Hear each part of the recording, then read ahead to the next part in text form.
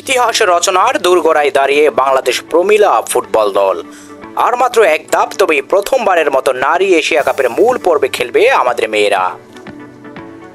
গত কয়েক বছর এদেশের নারী ফুটবল অনেকটা পথ পেরিয়েছে, কিন্তু আজকের জয় একেবারেই আলাদা।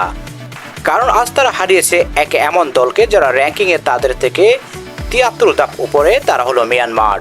শুধু হারায়নি, মাঠে প্রতিপক্ষকে দাপটে নিয়ন্ত্রণ করে কৌশলে জড়িয়ে একের পর এক আক্রমণে বেকায়দায় ফেলে ২-১ গোলের ঐতিহাসিক জয় ছিনিয়ে এনেছে তারা। এই জয় যেন পুরো জাতি আবারও প্রমাণ পেল বাংলাদেশের মেয়েরাও পারে যদি সুযোগ ও সঠিক নেতৃত্ব পায়।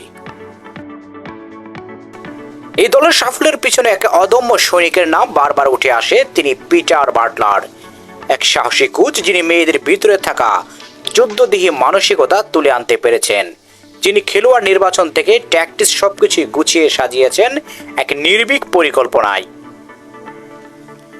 বাহরাইনকে হারানোর উপর অনেকে ভেবেছিল এটা হয়তো কাকতালীয়, কিন্তু না, আজকের জয় সেই সন্দেহের জবাব।